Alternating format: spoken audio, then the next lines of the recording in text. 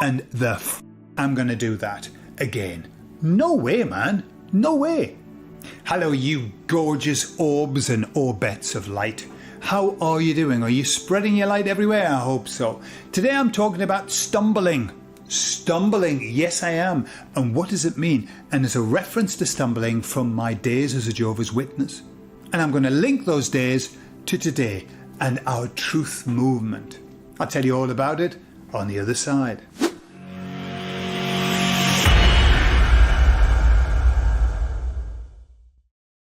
So when I was a lad, right, I was brought up in this cult, yeah, with culty people who did cultish things, the Jehovah's Witnesses.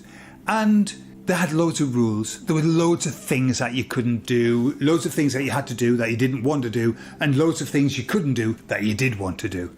And thereby you lived your life in a state of misery and disappointment and frustration. Hence the fact that when I left it, I went wild. I went wild because then suddenly I could do anything I wanted. And trust me, the things that I wasn't allowed to do when I was a Jehovah's Witness, but I did anyway, but I wasn't allowed to and felt bad about, when I left, I did them fully and completely and still felt bad about them. Bummer, that's your programming for you, isn't it? But one of the rules, as a Jehovah's Witness, one of the rules was called the stumbling rule. And it was like this. There was a passage in the Bible, I don't know which one it is.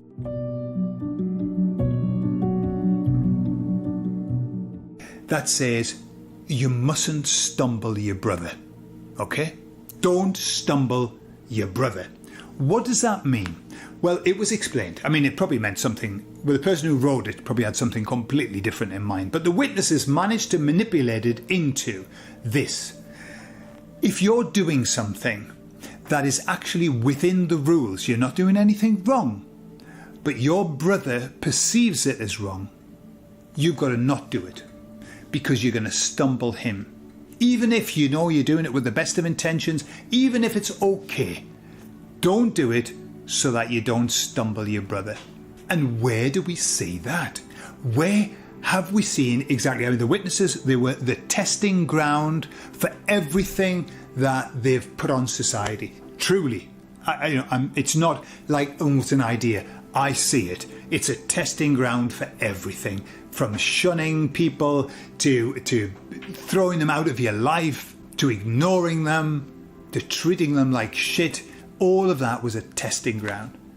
How far could they get humankind to do damage to others? Incredible. And so that was the idea. So if, this is how it worked, a brother or a sister, like Monty Python sketch, a brother or a sister came up to you and said, Brother Smith, the other day I saw you going into a betting shop and I was very stumbled by that. Okay? Now, you are a window cleaner and you were going into the betting shop to clean the windows. Okay? Because the Jehovah's Witnesses aren't allowed to bet, by the way. The betting on the end of the world, that was the worst bet they've ever put, ever, but it still hasn't come. However, imagine, and you say, sister, I was only going in to wash the windows. However, I do not want to stumble you, and therefore I will never go into the betting shop again. So you have to lose part of your window cleaning round, because that's what most Jehovah's Witnesses do. Jobs like that, window cleaning and selling potatoes and stuff like that. So anyway, that's how it works. Somebody tells you that you've stumbled them or potentially stumbled them, and instantly you stop doing that behaviour, even though there's nothing wrong with it. Well, we've seen that exactly the same system foisted upon the world with the cancel culture. You, instead of using stumble, they use offended. It's exactly the same. I'm offended, I'm stumbled by what you have done. And what happens? If you offend somebody, you've got to stop doing what you're doing. And you've got to apologise. And you've never got to do that again. And if you continue to do that, Well, just like in the Jehovah's Witnesses, if you stumble somebody, you know the punishment was very high. The punishment from God, that was the thing that was put. If you stumble a brother on purpose and you know that the brother stumbled, you don't do anything about it. Bad news for you. And bad news for anybody in society that offends somebody. They get cancelled, they get their lives damaged, they get attacked. They are, I mean, there's a whole structure now built up on destroying people and destroying their character. All you have to do is just look at the people who speak out. I'll give you one example. You know that guy, what's he called? Joe Kent? And he said something, he spoke out about the war in Iran, I think, or something like that. Boy, he's been attacked. He was even attacked by the president himself in a scathing attack on his dead wife. Okay? Candace Owen speaks out, scathing attacks from the President of the United States, posting a picture of her when she was ugly, when she was ill. Right? This is the apparatus that is designed to shut you the fuck up. And it works. It's been working, but now it's starting to run out of steam because people are starting to understand that it's an apparatus and that it really isn't true. It isn't that people are really offended. It's not that. There might be the odd person with blue hair and nose rings and more pronouns than you can shake a stick at.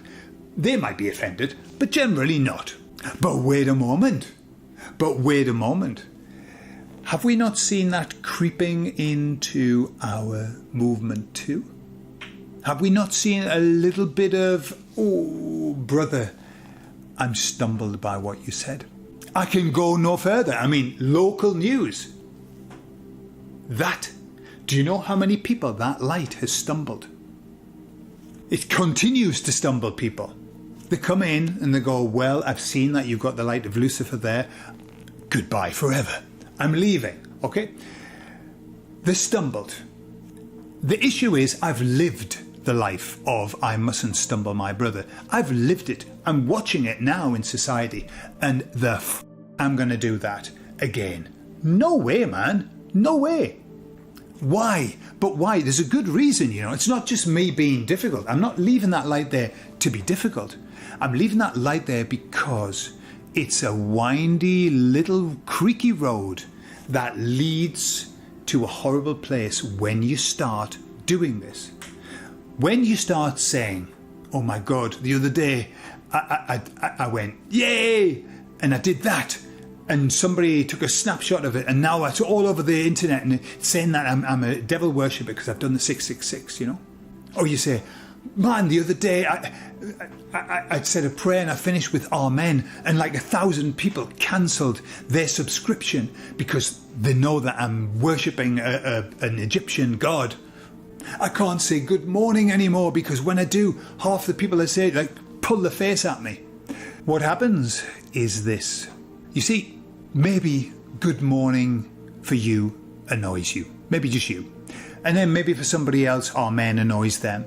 And maybe for somebody else, the light annoys them. What happens is if I pander to your stumbling, then I'm not going to say good morning, I'm not going to say Amen, and I'm not going to have a light there. So I am going to start to reduce who I am. I'm going to reduce my own self. And this is what I saw in the Jehovah's Witnesses, and this is what I see in society. Everybody becoming more and more afraid of the reaction to them being them. And so everybody ends up like this, in this narrow band of boring, just listen to a woke comedian to understand the limits of that. How absolutely boring they are. Not funny, sickening. It's sickly. I feel sick when I listen to a woke comedian. And that's why, because they're trying to stay within confines of 8 billion people, if you believe that, and I don't believe that for a moment. They're trying to live within the confines. You can't. You're going to end up with a flat line. Because there's always somebody who can be stumbled by it. And it's the same in our world. Do not allow people to stop you from being who you are. Be true to yourself, to thine own self be true. If you start living the life that somebody else wants you to live, you're not being true to yourself. And they don't even know what they want half the time. People don't know. You see, what I learned, and I think you learned this too, during the pandemic, what I learned was that, as they say here in Spain, opinions are like arseholes. Everybody's got one. And not that many of them are worth listening to. That's what I discovered during the pandemic. The opinion of other people, and this is something that I've was given to me and I share it in therapy. The opinion of other people isn't worth shit. And I do mean that. It isn't worth shit to you. You could take it if you want, but if you take the good opinion of somebody about you, you've got to be willing to accept the bad opinion as well. You can't pick and choose. You've got to take the lot. Whereas if you say, actually, I'm working on my opinion, I'm trying to get a very strong, solid opinion based on what I perceive to be the truth. And I'm willing to listen to other people, but I'm not going to allow other people to change who I am. I see that our movement is such a beautiful movement. It's filled with beautiful people. In our Telegram group, we have such a diversity of people with tons of different beliefs, and yet we all get on. Why? Because we understand that we don't know. We share our ideas and stuff like that, and that's fine. But I'm also aware that our movement has a lot of attention. And what they want is for us to do the same as the Jehovah's Witnesses did, to do the same as the Mormons do, to do the same as the Scientologists do, to do the same as society does, to do the same as religion does, to do the same as all of the groups that are under the control of the big baddie at the top, is just to limit until there's nothing left. Don't let them do it. Don't let them do it. You say what you want to say what you believe, and listen to other people. And don't criticize other people either. Don't tell people that you're angry with them because they said that. Let them say it. Fine. But you also speak your truth. And I'm not talking about, go around offending people, like really offending people. No, you see, it's an offence used to be, you say to somebody, you an ugly bastard, aren't you? That would be offensive. That is offensive. That's not nice. But saying to somebody good morning is not offensive unless that person has some belief about that. That's what I'm talking about. You see, they take every word, and I'm going to finish in a moment, but I just want to say this. They take every word that is extreme and they apply it to the most piffling meaning. For example, phobia. We've talked about this before. Transphobia, homophobia. That word is extreme. It's extreme. And they apply it to somebody who maybe has an opinion that they're not really interested in the gay movement. Homophobic. No, I'm just not interested. No, that means you're homophobic. No, homophobic is something very different. It's where you run out of the room screaming when somebody who's gay comes in. No, I'm just not interested. Thank you very much. And so what they're doing is they're trying to take extravagant words and squeeze them into the narrowest, meaningless place. It's the same with offensive. Offensive isn't what it used to be. Offensive now is, say the words that I like, if not, you're offending me. And we don't want to go there. We're too beautiful. Our group's too beautiful to go there and start projecting onto other people what we believe that they should say. No, leave that for all the baddies to do. And we're the goodies. Goodies, goody, goody, yum, yum. Put in the comments where you have seen the stumbling effect happen, where people claim to be stumbled. Have you ever stumbled somebody and you know that you haven't really stumbled them, but they say that you've stumbled them because of something you've said? I have. Many times. In fact, I quite enjoy it sometimes. But that's just me. Anyway, I love you all and I'll speak to you all later. Bye-bye.